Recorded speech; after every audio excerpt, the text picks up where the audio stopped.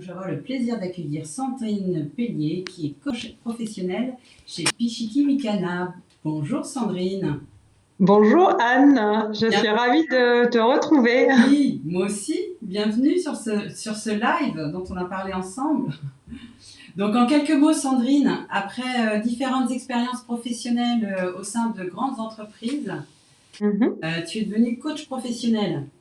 Et aujourd'hui, tu as à cœur donc d'accompagner des hommes et des femmes dans leur reconversion professionnelle et plus particulièrement donc sur leur projet de création d'entreprise. C'est bien ça, Sandrine?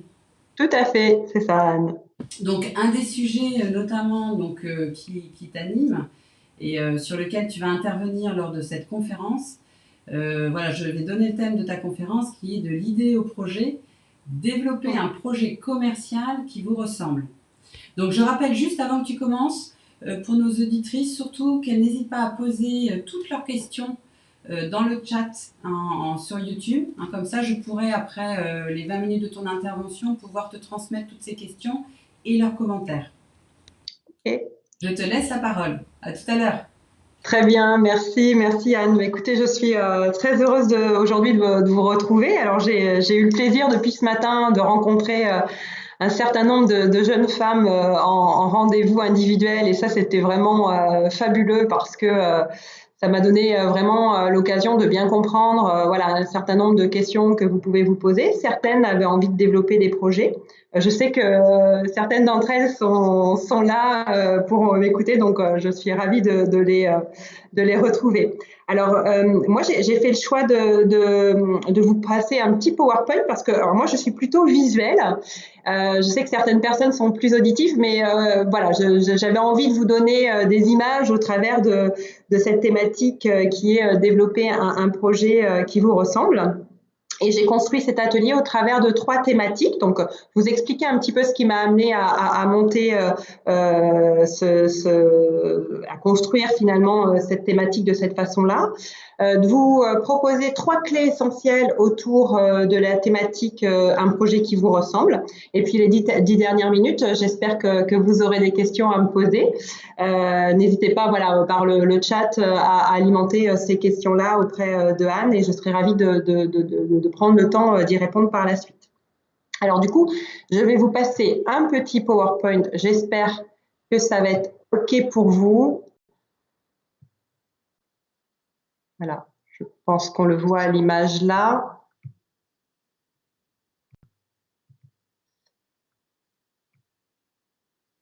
Vous le voyez à l'image? Ah, super. Bon, eh ben, c'est génial. Donc, je vais démarrer. OK. Ah, par contre, j'ai un petit souci. Mon PC ne répond plus. Bon. Ah, ça y est, c'est parti. Alors, vous dire qui je suis. D'abord, je suis une femme, comme vous. J'ai 48 ans. Je suis passionnée de nature, de rando, de voyage. Je pratique depuis 4 ans maintenant le yoga qui m'a bien aidée, mais qui continue à bien m'aider à me recentrer. Et puis, j'aime rencontrer de nouvelles personnes. Alors, je pense que l'image que j'ai mis moi là raconte un petit peu aussi ce que je suis au travers de cette image. Je suis quelqu'un de curieuse. J'aime vraiment rencontrer les expériences de vie, écouter les récits, et c'est ce qui m'anime aujourd'hui dans mon métier de coach. Et avant, j'ai une vingtaine d'années d'expérience professionnelle où j'ai été pendant 15 ans au sein d'une grande entreprise de distribution spécialisée dans les biens culturels, directrice commerciale et directrice du livre. J'ai managé un certain nombre de personnes et j'ai accompagné beaucoup de projets. Certains n'ont pas réussi et un grand nombre ont réussi. Donc, c'est ce qui m'a amené aussi à vous proposer ces 3 clés qu'on verra par la suite. J'ai vécu, comme vous, une transition professionnelle il y a 3 ans suite à un burn-out. Donc, voilà, je vois bien ce qu'une transition professionnelle peut amener comme doute, comme question, comme interrogation. On peut être envahi de temps en temps par des difficultés, par voilà, des questions qu'on se pose. Et j'oserais dire, voilà, la façon dont j'accompagne, c'est aussi de reconnecter les personnes à ce qu'elles sont, à leurs ressources et ce qui leur appartient à elles. Aujourd'hui, mon métier de coach, c'est vraiment ça, hein, c'est vraiment d'accompagner les personnes à se reconnecter à ce qu'elles sont et à leurs ressources pour, voilà, dans des périodes de transition, pouvoir puiser dans son énergie, garder confiance en soi, oser et agir. Alors pour ma part, j'ai une petite citation qui m'aide régulièrement, que je relis, que j'avais envie de vous lire, qui est que quoi que tu rêves d'entreprendre, commence-le. Donc l'idée de continuer à rêver, c'est important. Et puis il faut oser. Que l'audace a du génie, du pouvoir et de la magie. J'aime bien cette idée que il faut de l'audace. Pour avoir de l'audace, il faut du courage, il faut être bien entouré. Et c'est ce dont je vous parlais tout à l'heure. Alors, j'ai eu quelques enseignements au travers des accompagnements, des projets que j'ai pu faire. Pour moi, un projet qui réussit, hein, ce que j'ai appris, c'est que déjà, c'était un projet c'était une idée, une histoire, et on était porté par une passion, des rêves, des envies, des espoirs, et qu'il était intéressant de regarder qu'est-ce qui se passait chez nous, à l'intérieur de nous, et de quoi on a envie de rêver. La deuxième chose, c'est d'être convaincu que son projet, il porte une ambition. Et je vous invite à être ambitieuse parce que nous, les femmes, de temps en temps, on va pas jusqu'au bout alors qu'on a vraiment des compétences pour porter une ambition. Être entouré pour accompagner la période de transition, je dirais que ça c'est important. Être bien entouré, accompagner la période de portage du projet, être accompagné et entouré aussi pour soutenir la motivation, parce que c'est vraiment au travers de l'action qu'on va venir nourrir la confiance en soi. Puis la dernière chose, c'est de rester ouverte comme vous le faites, parce qu'aujourd'hui vous êtes là pour confronter, explorer, ajuster, tester. Et ça fait partie vraiment pour moi d'une qualité pour que le projet puisse réussir. Voilà, alors les 3 clés que je me suis notées, c'est celle-ci que je vais vous proposer, que je vais vous expliquer. La première, c'est d'enrichir l'histoire de son idée, parce que souvent, un projet, ça part d'abord d'une idée, une envie, et c'est de venir l'enrichir. La deuxième, c'est de venir fertiliser son offre. Alors là, on peut avoir une offre de produit, hein, mais on peut aussi avoir une offre de coaching, de service. Par exemple, moi qui suis coach, j'ai réfléchi à quelle proposition je pouvais faire à mes coachés et quelle offre potentiellement je pouvais proposer. La troisième chose, c'est prendre appui sur son écosystème et je vais vous expliquer ce que c'est que prendre appui sur son écosystème et en quoi c'est important. Alors, pour le premier sujet, qui est d'enrichir l'histoire de votre idée, ce que je vous propose déjà d'explorer dans un premier temps, et je vous donnerai les quelques questions qui vous permettent de venir explorer l'histoire que vous avez, l'idée que vous avez. Et la première proposition que je vous fais, c'est déjà de venir formuler la raison d'être. Alors, vous allez me dire, qu'est-ce que c'est la raison d'être? C'est peut-être un mot un peu fourre-tout. Certaines peuvent être habituées à ce mot, d'autres moins. La raison d'être, en quoi c'est important de formuler sa raison d'être? C'est vraiment pour poser l'idée générale que vous avez. C'est une formulation qui est générale, qui va être simple, qui est compréhensible de tous, qui est claire finalement, hein, qui est assez courte cette phrase, qui est souvent accompagnée d'un verbe d'action qui va s'adresser à l'autre, mais qui aussi met des ingrédients qui sont concrets. À quoi ça sert de formuler une raison d'être? Finalement, ça va permettre de donner un sens à nos actions et de rester bien concentré autour de cette formulation, autour de cette raison d'être, et donc finalement de venir conforter nos actions au regard de ce sens qu'on va mettre dans son projet. J'ai pris un petit exemple, moi, qui me parle. Voilà, je m'amusais à surfer, je cherchais un stage, j'avais besoin de grands espaces et de nature, et je suis tombée sur cette jeune entreprise qui a 2 ans. Et je vous propose de lire ensemble cette raison d'être qu'ils ont formulée. Et je vous expliquerai derrière ce que ça veut dire pour vous qui êtes porteur de projet. Donc, la raison d'être qu'ils ont formulée, c'est de devenir l'acteur engagé. Donc, formuler sa raison d'être, donc la proposition que je vous fais, hein, c'est que cette entreprise a écrit, c'est de devenir l'acteur engagé du tourisme d'aventure en proposant au plus grand nombre un modèle de voyage à impact positif pour l'homme et l'environnement. Alors, moi, je ne suis pas dans leur entreprise, mais ça me fait dire que déjà que devenir l'acteur engagé du tourisme d'aventure, ça veut dire que quelque part, ils sont un acteur engagé. En proposant au plus grand nombre, finalement, je me dis au plus grand nombre, peut-être que moi qui suis débutante, je vais trouver quelque chose parmi leurs offres qu'ils proposent.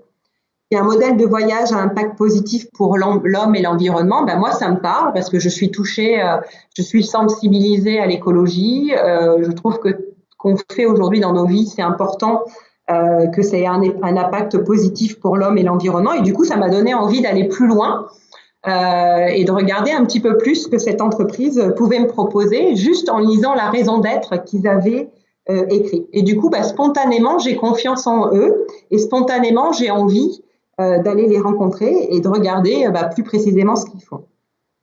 Alors, comment vous pouvez formuler cette raison d'être, hein? Je vous propose quelques questions peut-être qui peuvent vous aider à vous accompagner. Une première question que vous pouvez formuler, c'est qu'est-ce qui est important pour moi de transmettre, de partager, de nourrir? Ça peut vous aider à formuler cette raison d'être. À quoi avez-vous envie de contribuer? Quels sont mes rêves, mes espoirs, mes engagements? À quoi verrai-je que je suis épanouie?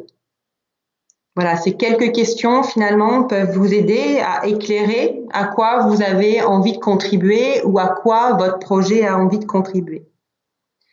Peut-être que certaines d'entre vous ont déjà formulé une raison d'être à leur projet. N'hésitez pas à le partager au travers du chat. Puis si vous avez des questions supplémentaires sur ce sujet de la raison d'être, n'hésitez pas à poster sur le chat, je viendrai y répondre et compléter. Alors la deuxième chose, la deuxième clé finalement qui est essentielle quand on porte un projet, en tout cas pour porter un projet abouti, c'est de venir, ce que j'appelle moi, fertiliser son offre. Donc comment on fertilise une offre? Alors, je vais venir là partager avec vous des éléments de stratégie commerciale qui sont importants. C'est venir explorer au travers de la notion des 4 P qu'on utilise dans le marketing. Alors, les 4 P, c'est quoi? C'est votre produit. Alors, ça peut être un produit, ça peut être un service.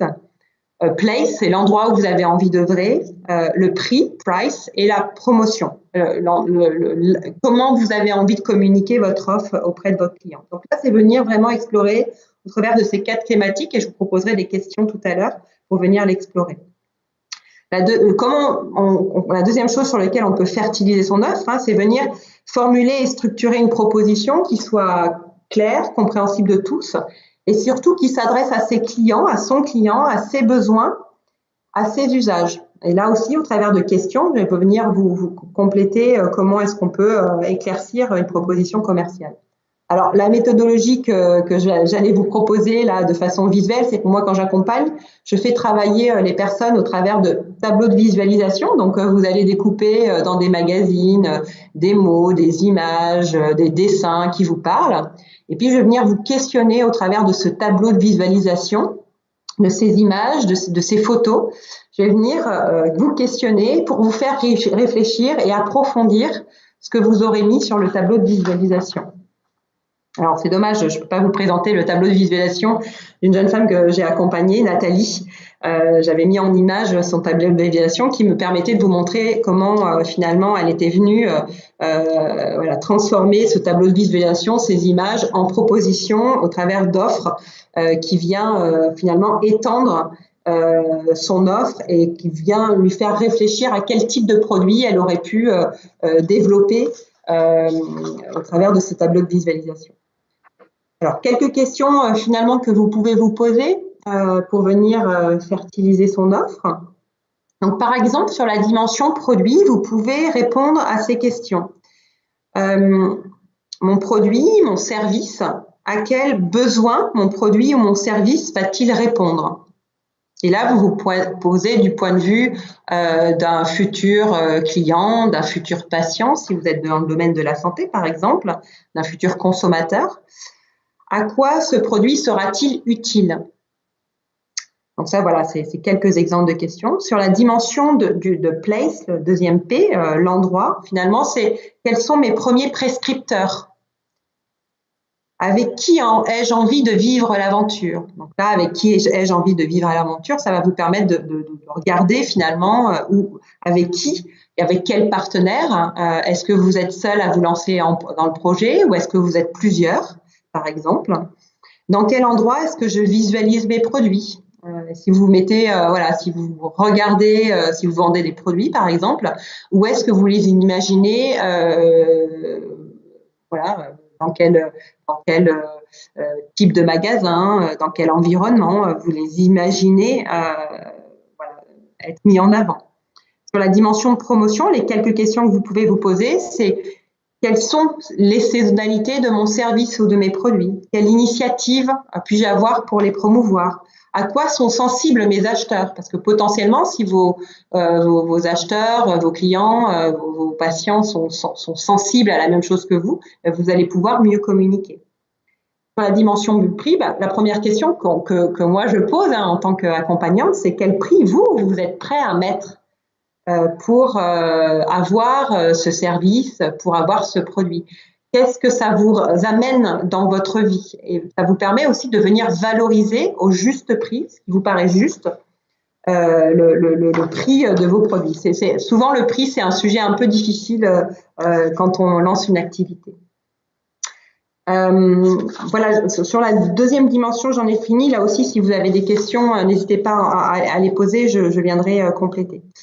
Et sur la troisième thématique qui est prendre appui, à mon sens, elle est fondamentale, cette thématique, parce que il est important sur des périodes de transition d'être soutenu. Alors moi, je dis qu'il est important d'être soutenu par des communautés qui sont identifiées.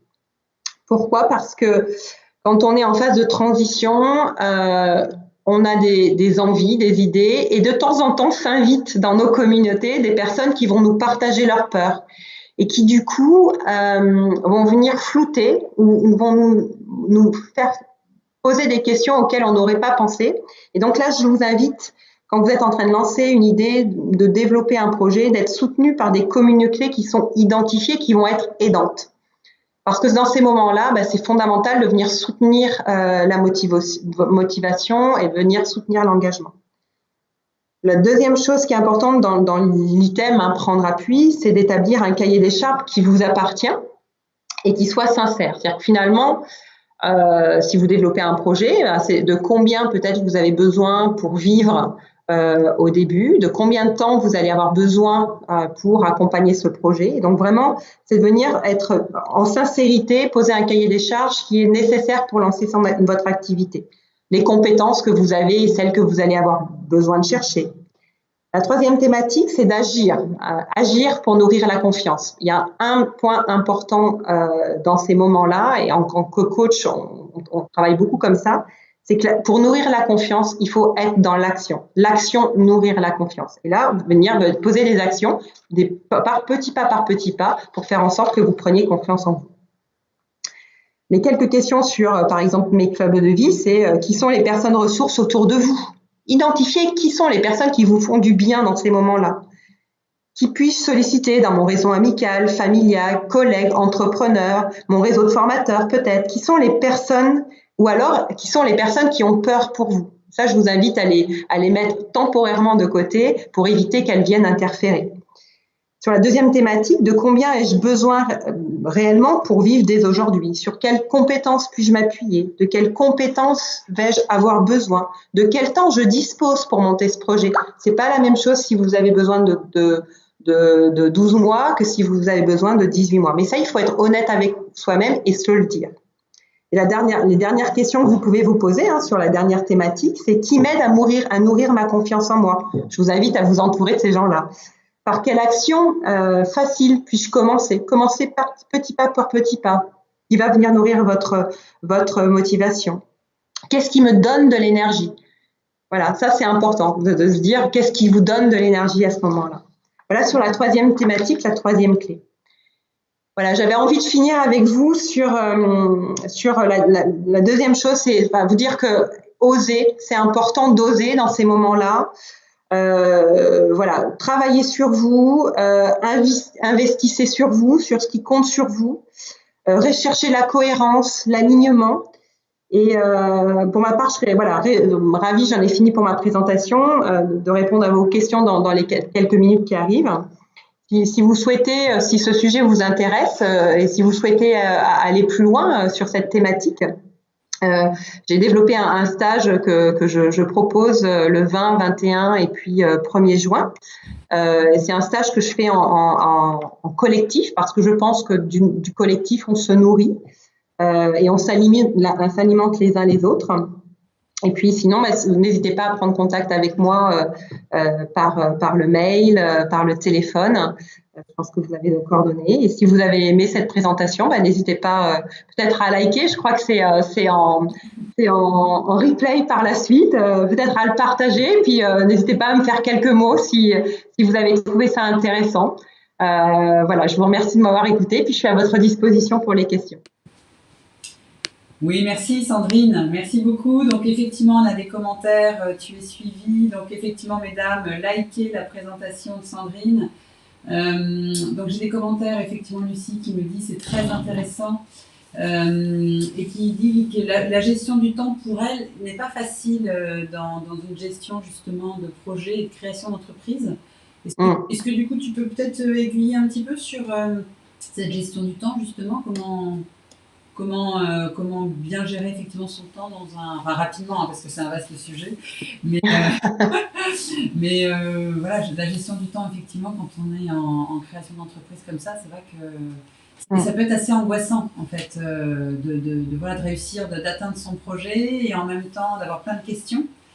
Donc j'imagine que c'est pour ça qu'un accompagnement est effectivement enrichissant, mais est-ce que tu as une petite clé à donner par rapport à cette gestion du temps? Alors, sur la gestion du temps, alors déjà, je pense que le premier conseil peut-être que je pourrais donner, c'est être sincère. C'est-à-dire que, évidemment, quand on lance un projet, on investit du temps, on investit de l'argent, et derrière, c'est aussi j'imagine, en mon sens, si vous avez envie de lancer un métier, c'est aussi pour pouvoir en vivre durablement. Et donc, la question du temps, elle est importante et il faut l'aborder en sincérité. C'est-à-dire que si vous avez 12 mois devant vous de budget que vous pouvez investir sans rémunération, par exemple, il faut se le dire. Et donc, il faut adapter le timing et l'avancement et peut-être l'accompagnement en lien avec le temps que vous avez. Si vous avez 18 mois devant vous, finalement, la pression peut-être du temps, elle sera moindre. Mais déjà, voilà, peut-être un premier conseil pour moi, c'est d'être clair et honnête et s'assurer qu'on ne s'anime pas sur quelque chose qui n'est pas réalisable. Parce que ça, c'est pire parce que c'est là où la pression, finalement, va venir se rajouter.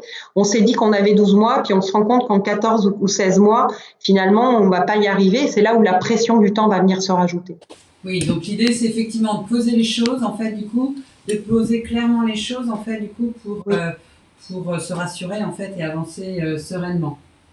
Oui, oui, oui. Voilà. Et être vraiment dans le concret. Oui, J'ai besoin de temps. Concrètement, du temps, j'en ai combien d'heures par semaine? Est-ce que j'ai envie d'investir mon week-end? Et faut considérer son temps à soi. Et quand on monte des projets, souvent, on n'est pas seul hein, dans le montage de projets. Il y a les autres aussi. Et aussi estimer, finalement, faire des devis, peut-être, et vraiment estimer dans la réalité du temps des autres aussi pour pouvoir avancer sereinement. oui, tout à fait. Sandrine, j'ai une question de Nathalie qui Mhm. demande, se sert-on de notre raison d'être si le projet est déjà lancé? Pardon, comment se sert-on de notre raison d'être? Alors, se sert-on de notre raison d'être si le projet est déjà lancé? Alors, si le projet est déjà lancé, bah, j'oserais dire super, fabuleux, enfin voilà, génial. Je pense il y a pas de condition sine qua non, c'est-à-dire que si c'est pas fait, c'est pas grave. Si le projet bah, est lancé, tant mieux, et j'oserais dire. Alors moi, ce que je me dis, c'est que la raison d'être, c'est le chapeau, voilà, et que potentiellement, là où en est Nathalie aujourd'hui, bah, c'est qu'elle a posé une première brique mais qui déjà, cette brique s'insère probablement dans une raison d'être qui est plus large. Donc, j'oserais dire, bah, il n'est jamais tard pour venir formuler une raison d'être. Et si elle n'en a pas ressenti le besoin aujourd'hui, c'est qu'elle est déjà dans l'action. La raison d'être permet peut-être aussi de parler aux autres, de formuler clairement pour s'adresser aux autres. Oui, Et donc, du coup, quand on a formulé clairement pour s'adresser aux autres, on est probablement plus clair vis-à-vis de soi-même, mais aussi vis-à-vis des autres, sur ce qu'on va faire de façon très large. Mais si Nathalie a lancé son activité, bah, ça veut dire qu'elle a déjà posé une première brique, et c'est très bien. d'accord, très bien. Merci. Écoutez, on a des bravos, des merci beaucoup, Sandrine. Ouais. Pour terminer, peut-être du coup, est-ce que vous avez des exemples de projets réussis? Alors oui, je vais prendre. J'aime bien prendre cet exemple pour illustrer un projet réussi. J'ai accompagné, enfin, dans mon entreprise, j'ai accompagné la réussite d'une belle personne qui a monté une mercerie créative, le projet de mercerie dans mon ancienne entreprise. Et finalement, cette personne, elle avait une fonction, elle n'était pas du tout chef de produit, hein, donc ça n'avait rien à voir avec, elle n'était pas dans le marketing, elle n'était pas dans la stratégie commerciale, voilà, elle faisait autre chose. Et elle avait une passion pour la couture, une passion pour le tricot, une passion pour comment on appelle ça, le crochet. Elle était convaincue que ce projet avait une raison d'être dans l'entreprise dans laquelle j'étais. Et je pense souvent à elle parce que elle a mis tout son cœur, elle a su s'entourer, elle a su convaincre. Et ce métier aujourd'hui, dans l'entreprise dans laquelle j'étais, bah, est un métier cœur, un métier phare de l'entreprise. Et ce qui me fait dire, voilà, ce qui m'a aussi aidé hein, dans la construction de cette thématique, que peu importe les compétences qu'on a, peu importe qu'on sache pas monter un plan de financement, ça on est capable d'aller chercher des compétences pour s'entourer. Ce qui est important d'abord et avant tout, c'est d'être convaincu. Oui. Convaincu que son projet, il a une raison d'être, qu'on a envie d'œuvrer pour ça, convaincu que voilà, c'est notre trajectoire de vie. Voilà, quand on a cette motivation, quand on sait bien s'entourer, je pense que la réussite, elle est au bout. Voilà, c'est à elle que je pense dans ces moments-là.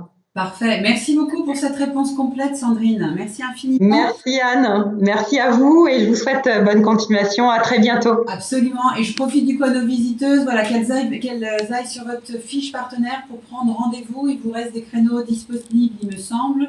Donc allez-y, allez rencontrer du coup Sandrine qui vous donnera des clés supplémentaires et vous éclaircir encore plus du coup sur cette méthodologie. Merci beaucoup.